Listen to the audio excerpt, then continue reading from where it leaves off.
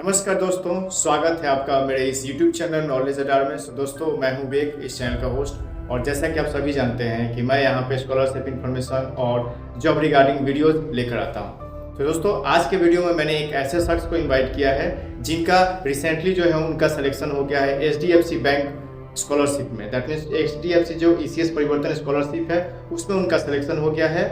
तो आज हम उनके साथ बात करेंगे और उनका इंटरव्यू एक्सपीरियंस जानने की कोशिश करेंगे, जिससे आपको इससे बहुत ज़्यादा हेल्प मिलेगा कि इंटरव्यू में क्या क्या पूछा जाता है और जो भी सारे जो होंगे आपके सारे डाउट्स हैं यहाँ पे हम क्लियर कर देंगे उनके थ्रू। ओके, सो आज जो शख्स है उनका नाम है रजनीश। सो रजनीश, बहुत बहुत आपका बधाई एंड कॉन्ग्रेचुलेसन टू यू कि जो आपको जो है इसमें सिलेक्शन हो गया है HDFC, जो कि बॉडी फॉर स्टडी के थ्रू ऑर्गेनाइज किया जाता है। So how are you feeling Rajneesh? कैसा फील कर रहे हैं आप अभी तो सर बहुत अच्छा फील कर रहा हूँ, क्योंकि स्कॉलरशिप काफ़ी हेल्प करेगी, क्योंकि मैं फाइनेंशियली थोड़ा वीक हूँ। तो ग्रेजुएशन के लिए काफ़ी हेल्प करेगी स्कॉलरशिप मुझे। ओके, सो रजनीश, सबसे पहले हम स्टार्ट करते हैं कि आपसे इंट्रोडक्शन शुरू से बिल्कुल हम बात करेंगे कि सबसे पहले इसके बारे में आपको कहाँ से पता चला, इस स्कॉलरशिप के बारे में? सबसे पहले सर से पता चला था। सर ने कहा था कि ये स्कॉलरशिप मिलती है, तुम ट्राई करो भर के, अगर मिल जाए तो अच्छा है। तो फिर मैंने भी देखा सर एंड अप्लाई कर दिया। सर से पता चला था। ओके ओके, बहुत बढ़िया। फिर आपका ओके टीचर से पता चला। ओके, अच्छी बात है। सो फिर आपने जो ये फॉर्म भरा, प्रोसेस वगैरह, ये सब आपने खुद से कर लिया, कहीं से हेल्प वगैरह लिया कि फॉर्म कैसे भरना है, या डिटेल में कुछ और जानने के लिए? नहीं सर, मैंने एक्स्ट्रा चीज़ें ली नहीं, क्योंकि स्टार्टिंग मैंने फॉर्म भरा, मुझे तो उतना आइडिया था नहीं सर कि स्कॉलरशिप मिलेगी नहीं मिलेगी, कुछ भी पता नहीं था। बट फॉर्म ऐसा ही भर दिया, जो जो डिटेल्स उन्होंने मांगी मैंने वो फिल कर दी। इतना ही था सर, कहीं से वीडियो नहीं देखी, क्योंकि कुछ आइडिया ही नहीं था सर। एंड मैंने जानने की कोशिश भी उतनी नहीं की क्या है क्या नहीं, क्योंकि पहली बार बिलीव नहीं होता ना सर कि क्या है कैसे, इसलिए। एग्जैक्टली हाँ, एग्जैक्टली। प्राइवेट फंडेड स्कॉलरशिप है तो लोगों को थोड़ा सा जो तो विश्वास नहीं होता है क्या स्कॉलरशिप मिलेगा या नहीं मिलेगा, क्योंकि स्कॉलरशिप जो इसका फी होता है बिल्कुल नील होता है, राइट? क्योंकि आपसे कोई फीस नहीं लिया गया था फॉर्म भरने के लिए? नो सर, कोई फीस नहीं था। हाँ, तो थोड़ा सा यहाँ लोगों को जो होता है यहाँ पे थोड़ा सा विश्वास नहीं होता। ओके, तो इसके बाद में थोड़ा सा और ज़्यादा डिटेल में जानना चाहूँगा, ये जो स्कॉलरशिप है कौन कौन लोग अप्लाई कर सकते हैं? थोड़ा सा आपको आइडिया हो तो बता दीजिए। तो ये स्कॉलरशिप मतलब फर्स्ट टू पोस्ट ग्रेजुएशन तक है, मतलब 1 से 12 तक के बच्चे अप्लाई कर सकते हैं। उसके बाद जो अभी परस्यू किए हैं ग्रेजुएशन वो अप्लाई कर सकते हैं, और अभी जो जिन्होंने PG परस्यू किया वो अप्लाई कर सकते हैं। ओके ओके, तीनों के लिए। Okay, very good. Okay Rajneesh, अब थोड़ा सा अपने बारे में बता दीजिए, अपने जो आपका एजुकेशन क्वालिफिकेशन क्या है, आपका जो बैकग्राउंड है? अच्छा, सबसे पहले तो मेरा नाम रजनीश है, सर ने भी बताया ही होगा। और मैं यूपी के एक छोटे से गांव का रहने वाला हूं। और बात करें तो मेरे पिताजी किसान हैं, और ज़्यादा नहीं, मैंने अपनी 12 तक की पढ़ाई केंद्रीय विद्यालय रिहंद नगर से की है, KV से की है। उसके बाद ग्रेजुएशन के लिए मैंने CUET का फॉर्म भरा, एंट्रेंस एग्ज़ाम दिया, और आज मैं दिल्ली विश्वविद्यालय के एक कॉलेज में पढ़ रहा हूँ, ग्रेजुएशन फर्स्ट ईयर में। सब अभी दिल्ली यूनिवर्सिटी में है? जी सर, मैं दिल्ली यूनिवर्सिटी में पढ़ रहा हूँ अभी। ओके, दैट मींस अभी आप दिल्ली में हैं, एम आई राइट? हाँ सर, मैं दिल्ली में हूँ। राइट नाउ मैं दिल्ली में हूँ, मेरी क्लासेस चलती हैं, इसलिए मैं अभी दिल्ली में हूँ। अभी एग्जाम्स चल रहे हैं मेरे सेमेस्टर के। ओके, अब एग्जाम्स चल रहे हैं। Okay, thank you so much. Exams के दौरान आप राजी हो गए इंटरव्यू देने के लिए, ये बहुत बड़ी बात है। जैसे कि आप बताएं, आप केंद्रीय विद्यालय से पढ़े हैं। सो मैं भी कुछ इससे रिलेटेड पढ़ा हूँ, मैं भी नवोदय विद्यालय से ही पढ़ा हूँ, तो हम लोग रिलेट कर पाएंगे स्कूलिंग के आसपास वगैरह, राइट? ओके, सो आप थोड़ा डिटेल में आगे बताइए कि अब जो स्कॉलरशिप आपको ये जो इससे मिलेगा, इससे आपको क्या लगता है, मतलब इससे क्या हेल्प होगा? आपको कुछ हेल्प होगा इस स्कॉलरशिप अमाउंट का? क्या कीजिएगा आप इससे? सर, पहली बात तो स्कॉलरशिप मिला तो बहुत खुश हूँ। घर वालों को भी बताया तो मतलब काफ़ी वो भी खुश हैं कि हाँ मिलने वाला है।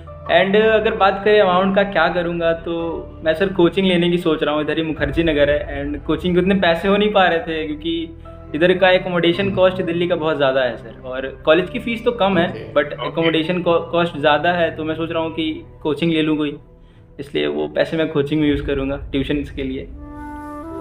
ओके, दैट मीन्स आप जो इस स्कॉलरशिप अमाउंट का जो यूज करेंगे अपने कोचिंग में करेंगे। अब थोड़ा सा ये भी बता दीजिए दर्शकों को, जो हमारे ऑडियंस है, नॉलेज के ऑडियंस, कितना स्कॉलरशिप अमाउंट मिलेगा आपको? मुझे जो मिलेगा वो 30,000 स्कॉलरशिप का अमाउंट मिलेगा। ओके रजनीश, तो रजनीश ने बताया कि इनको 30,000 दैट मीन्स 30,000 तक का स्कॉलरशिप अमाउंट इनको मिलेगा, जिसका वो यूज करेंगे अपनी आगे की पढ़ाई के लिए, कोचिंग वगैरह ये सब में अपना वो यूज करेंगे और अपनी पढ़ाई जारी रखेंगे। ओके, सो रजनीश, आप थोड़ा सा बता दीजिए इंटरव्यू के डिटेल्स को लेकर कि आपके इंटरव्यू में दैट मीन्स शुरू से प्रोसेस बताइए। जैसे कि आपने बताया आपने फॉर्म को अप्लाई किया, अप्लाई करने के बाद क्या हुआ वो बताइए। सर मैं शुरू से बताऊंगा। मतलब मुझे उतना आइडिया नहीं था, क्योंकि आपने कहा कि प्राइवेट का मतलब स्कॉलरशिप्स का कुछ पता नहीं होता, आएंगी नहीं आएंगी, बट मैंने अप्लाई कर दिया कहने के, ठीक है अप्लाई कर देते हैं। उसके सर 5 मंथ के अराउंड जो है मुझे मतलब वापस आया कि आप डॉक्यूमेंट्स मतलब ब्लर हैं आपके, आप दोबारा अपलोड करिए। तो फिर मैंने भी सोचा ठीक है कर देते हैं, क्योंकि मैं खाली था, तो मैंने डॉक्यूमेंट भी अपलोड कर दिए सर। उसके बाद एक मैम का मुझे कॉल आया, मतलब वो DUBD का नहीं था, एक मैम ने मुझे कॉल किया पर्सनली अपने नंबर से, एंड मुझसे डॉक्यूमेंट सारे मंगवाए, जो कि मेरा admission letter and bank account, Aadhaar card सारा मंगवाया। उसके बाद 1-2 दिन बाद जो है इंटरव्यू वाली मैम का कॉल आया। और सर क्योंकि मैं वीडियोस देखता नहीं था, तो मुझे पता नहीं था कि इंटरव्यू भी इसमें होता है, इसका एक पार्ट इंटरव्यू है। तो मतलब मुझे लगा जस्ट एक नॉर्मल पूछताछ है, तो इसलिए उन्होंने कॉल किया। एंड उन्होंने मतलब उनका पहला क्वेश्चन था मतलब बेसिक, जैसे कि आपने पूछा अपना इंट्रोडक्शन दीजिए, वही था। हिंदी इंग्लिश दोनों में किसी में बात कर सकते थे, कोई ऐसा नहीं था कि इंग्लिश में ही बात करना, मैंने हिंदी में ही जवाब दिया। और उनका मोस्ट इंपॉर्टेंट क्वेश्चन अगर बोले तो ये था कि ये स्कॉलरशिप अगर आपको मिल गई तो आप क्या करोगे। तो फिर मैंने बताया कि मैम वही जो आपको बताया कि अकोमोडेशन कॉस्ट ज़्यादा है दिल्ली का, तो मैं वही कोचिंग के लिए यूज़ करूँगा। तो मैम को भी अच्छा लगा। एंड फिर फैमिली बैकग्राउंड के बारे में पूछा, तो मैंने बताया मेरी एक सिस्टर भी हैं, वो भी KV में भी पढ़ रही हैं 11th क्लास में। यही सारी बातें हुई, और मुझे सच में रियलिटी पता नहीं था सर कि वो मतलब इंटरव्यू का था। अभी मैंने हाल फिलहाल में वीडियोस देखी तो मुझे पता चला कि इंटरव्यू के लिए भी कॉल आता है, तब मुझे याद आया कि वो इंटरव्यू का कॉल था। दैट मीन्स आपको ये सब पहले से आइडिया नहीं था। आपने जब वो वीडियो कहाँ से देखा आपने? सर वीडियोस तो आपके चैनल पे कई पड़ी हुई हैं, उससे भी मैंने आइडियाज़ लिया काफ़ी सारा। एक इंटरव्यू भी पड़ा हुआ है, उससे मुझे काफ़ी कुछ समझ में आया कि इंटरव्यू भी होता है, जबकि वो प्रोसेस हो चुका था मेरा। मुझे कुछ आइडिया नहीं था कि क्या हुआ क्या नहीं हुआ, मुझे लगा जस्ट एक नॉर्मल इन्फॉर्मेशन है। बोला ठीक है, अगर होगा भी तो ठीक है, नहीं तो कोई बात नहीं। बट फाइनली सर नाम भी आ गया एंड उनकी तरफ से मेल भी आ गया कि सिलेक्टेड है। सो दर्शकों, जैसा कि आप सभी जानते हो, इनसे रजनीश से पहले भी मैंने इंटरव्यू लिया था निरंजन का, तो आप लोगों ने उनका इंटरव्यू देखा था। तो रजनीश ने उनका इंटरव्यू देखा, तो उनसे इनको आइडिया आया एक्चुअल में कि इंटरव्यू कॉल वगैरह आता है, ये सब वगैरह उधर से आता है। सो रजनीश, आप बता दीजिए कि फाइनल क्या क्या क्वेश्चन थे एग्जैक्ट उस इंटरव्यू में जो आपसे पूछा। जैसे आपने पहले बताया कि इस स्कॉलरशिप अमाउंट का क्या करेंगे, और भी कुछ डिटेल्स में बता दीजिए, ताकि इससे क्या होगा, दर्शकों को हेल्प मिलेगा। तो मेनली अगर कॉल आए तो जैसे कि अगर आप पहली बार उठा ना पाओ तो दूसरी बार कोशिश करो उठाने की। एंड वो मतलब DUBD के मतलब कस्टमर केयर के नंबर से आपको कॉल करेंगे, क्योंकि पर्सनल नंबर नहीं होगा इंटरव्यू वाले का, तो आप उठा लीजिएगा वो कॉल्स, डिनाई मत कीजिएगा। और क्वेश्चंस काफ़ी इजी होते हैं, मतलब आपके लाइफ से रिलेटेड होते हैं कि आप लाइफ में क्या बनना चाहते हो, क्या करोगे स्कॉलरशिप का, एंड फैमिली बैकग्राउंड के बारे में पूछते हैं। एंड अगर पूछेंगे ये भी कि अगर आपको स्कॉलरशिप नहीं मिली तो आपको पॉजिटिव आंसर करना है। जैसे कि मुझसे पूछा कि अगर ये स्कॉलरशिप नहीं मिली तो मैंने बोला कि मैम दोबारा ट्राई करिए कि मिल जाए, क्योंकि फाइनेंशियल कंडीशन उतनी स्ट्रांग नहीं है। तो मैम ने बोला कि काफ़ी अच्छा लगा आपसे मिलके एंड बात करके। तो यही सारा हुआ था ओवरऑल, नॉर्मल एक जेन्युइन इंटरव्यू जैसे कि आपकी हमारी हो रही है सर, उसी तरह हुआ था। हाँ एग्जैक्टली, इंटरव्यू में बिल्कुल जेन्युइन ही होना चाहिए। आपने बिल्कुल जेन्युइन आंसर दिया कि नहीं हुआ तो मैं फिर से अप्लाई करूँगा, इसलिए आपका सिलेक्शन भी हुआ, क्योंकि आपने घुमा फिरा कोई आंसर नहीं दिया, जो जेन्युइन आंसर था बिल्कुल आपने बिल्कुल सही जवाब दिया। दैट मीन्स अगर हम बात एग्जैक्टली रजनीश, अगर हम बात करें तो कंक्लूजन पे अगर हम आए कि मतलब इंटरव्यू में क्या पूछा जाता है, सो हम क्या इससे ये थोड़ा सा निष्कर्ष या कंक्लूड कर पाएंगे कि जो इंटरव्यू में आपसे क्वेश्चन पूछा गया वो आपके फैमिली बैकग्राउंड से था, लाइफ से था कि आगे क्या करना है, कहीं कुछ ऐसा था कि सब्जेक्ट से रिलेटेड जो आपने कुछ आपका जो बैकग्राउंड है उससे रिलेटेड, या 10-12 कुछ ऐसे क्वेश्चंस भी पूछे गए थे क्या आपसे?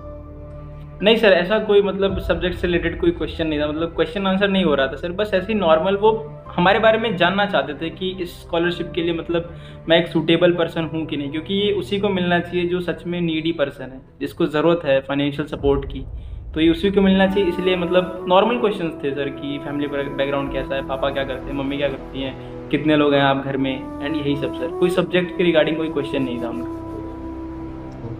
दैट मीन्स उन्होंने आपसे पूछकर फाइनली वो लोग वेरीफाई कर लिए कि हम जो स्कॉलरशिप अमाउंट दे रहे हैं क्या ये सच में मतलब वहीं पे सही जगह जा रहा है या नहीं। हालांकि वो लोग तो पेपर पे देख लेते हैं, पर आपसे पूछकर फाइनली वो लोग कंफर्म हो गए कि नहीं ये मतलब जैसा हमने पेपर पे देखा था वैसा ही रियलिटी में वैसा है, इसलिए आपसे वैसा क्वेश्चन पूछा गया था।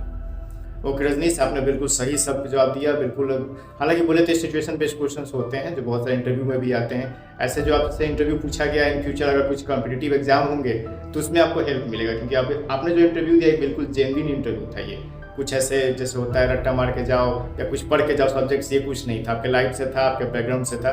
तो ये इंटरव्यू जो आपका हुआ बॉडी फॉर स्टडी जो आपने लिया, तो ये बहुत ज़्यादा आपको हेल्प करेगा ये इन फ्यूचर में।